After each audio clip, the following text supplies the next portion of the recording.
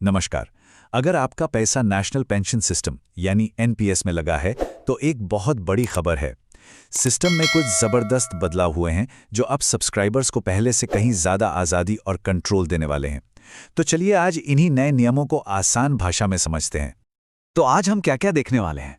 सबसे पहले बात करेंगे कि ये बड़ा अपग्रेड है क्या। फिर पुराने और नए नियमों में फर्क समझेंगे। देखेंगे कि सरकारी और प्राइवेट सेक्टर के लिए क्या अलग है। कुछ नई सुविधाओं पर भी नजर डालेंगे और आखिर में समझेंगे कि इन सब का हमारी रिटायरमेंट पर क्या असर पड़ेगा। तो चलिए शुरू करते हैं। देखिए, ये जो बदलाव हुए हैं ना, ये कोई छोटे मोटे ट्वीक्स नहीं है। ये एक बहुत बड़ा ओवरहॉल है जिसका सीधा सा मकसद है सब्सक्राइबर्स को उनकी मेहनत की कमाई, उनकी रिटायरमेंट सेविंग्स पर ज्यादा हक देना। अच्छा, तो ये सारे बदलाव ला कौन रहा है? इसके पीछे है PFRDA, मतलब pension fund regulatory and development authority. यही वो संस्था है जो भारत का पूरा पेंशन सिस्टम देखती है।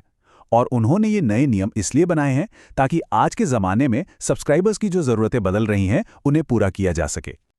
अब नए नियम कितने बेहतर हैं ये समझने के लिए पहले ये जानना ज़रूरी है कि पुराने नियमों में दिक्कत क्या थी। तो एक नज़र डालते हैं कि पहले क्या होता था।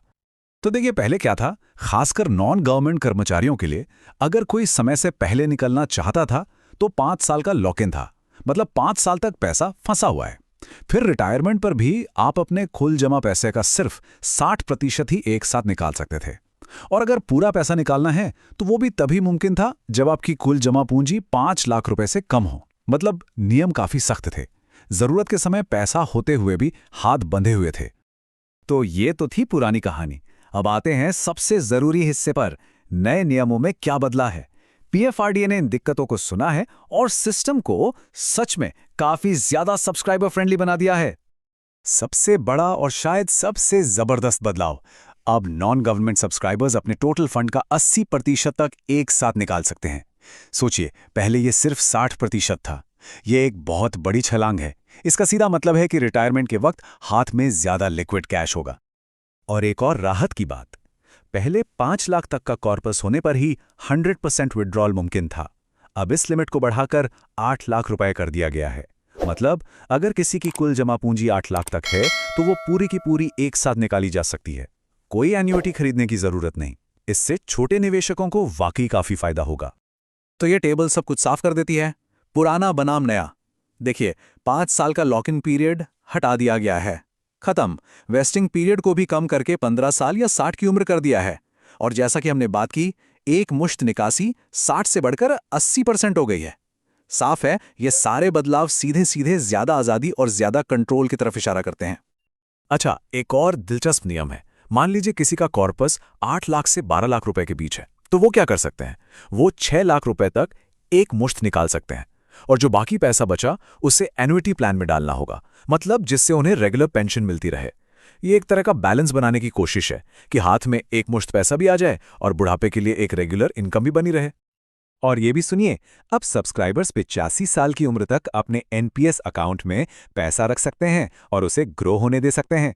जरा सोचिए, इतने लंबे समय तक कंपाउंडिंग का कितना जबरदस्त फायदा मिल सकता है। ये अपनी पेंशन वेल्थ को और बढ़ाने का एक शानदार मौका है। लेकिन ठहरिए, यहाँ एक बहुत ज़रूरी बात है। ये जो सारे अच्छे अच्छे नियम हैं ना, ये ज़्यादातर नॉन गवर्नमेंट सेक्टर के लिए हैं। सरकारी कर्मचारियों के लिए कहानी थोड़ी अलग है। तो चलिए दोनों के बीच का फ़र्क समझ लेते हैं। यहां देखिए, अंतर बिल्कुल साफ है। प्राइवेट सेक्टर वालों के लिए लॉक इन खत्म, लेकिन सरकारी कर्मचारियों के लिए 5 साल का नियम अभी भी है। प्राइवेट वाले 80% तक निकाल सकते हैं, सरकारी वाले सिर्फ 60%। प्राइवेट वालों के लिए 100% विड्रॉल की लिमिट 8 लाख है, सरकारी वालों के लिए पुरानी वाली यानी 5 लाख ही है। तो ये एक बड़ा अंतर है जिसे ध्यान में रखना बहुत जरूरी है। अच्छा, तो ये तो हुई पैसे निकालने की बात। लेकिन बदलाव सिर्फ यहीं तक नहीं है। कुछ और भी नई सुविधाएं और सुरक्षा के उपाय जोड़े गए हैं जो एनपीएस को सिर्फ एक रिटायरमेंट स्कीम से कहीं ज्यादा बनाते हैं। जैसे कि ये लीन की सुविधा, ये एक बिल्कुल नई चीज है। इसका मतलब यह है कि अब सब्सक्राइबर्स अपने खुद के जमा किए गए पैसे का 25% हिस्सा एक तरह से गिरवी रखकर किसी बैंक या फाइनेंशियल इंस्टीट्यूशन से मदद ले सकते हैं। मतलब इमरजेंसी में पैसे की जरूरत हो तो ये एक नया रास्ता खुल गया है। और एक बहुत ही जरूरी और संवेदनशील नियम उन परिवारों के लिए बनाया गया है जिनके परिवार का कोई सदस्य जो सब्सक्राइबर था दुर्भाग्य से लापता हो जाए। अब इसके लिए एक पूरा प्रोसेस है। एफआईआर दर्ज होने के बाद नॉमिनी को तुरंत 20% पैसा मिल जाएगा और फिर जब कानूनी प्रक्रिया पूरी हो जाती है तो बाकी का 80% भी दे दिया जाएगा। ये मुश्किल वक्त में परिवारों के लिए एक बहुत बड़ी आर्थिक मदद है। और भी कुछ छोटे लेकिन काम के अपडेट्स हैं, जैसे अगर कोई देश की नागरिकता छोड़ रहा है तो वो अपना पूरा पैसा निकाल सकता है। 60 साल के बाद एनपीएस में बने रहने के लिए अब कोई नोटिस नहीं देना, ये अपने आप हो जाएगा। और हाँ, 60 से पहले जो 3 बार पैसा निकाला जा सकता था, अब उसे बढ़ाकर 4 बार कर दिया गया है। तो सवाल ये है कि इन सारे बदलावों का मतलब क्या है? हमारी रिटायरमेंट प्लानिंग के लिए इसके क्या मायने हैं? चलिए अब बड़ी तस्वीर को समझने की कोशिश करते हैं। ये जो बात कही गई है, ये इन सारे सुधारों का निचोड़ है कि ये एक ऐसा बदलाव है जो अब सब्सक्राइबर को सबसे पहले रखता है। ये रिटायरमेंट की सुरक्षा और ज़रूरत के वक्त पैसे के इस्तेमाल की आज़ादी के बीच एक बेहतरीन बैलेंस बनाता है। तो अगर सब कुछ समेटें तो सब्सक्राइबर्स के लिए 3 बड़े फायदे निकल कर आते हैं।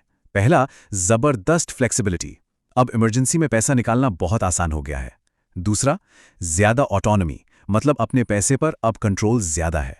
और तीसरा, आसान प्रोसेस, मतलब फालतू की भागदौड़ और कागजी काम कम हो गया है।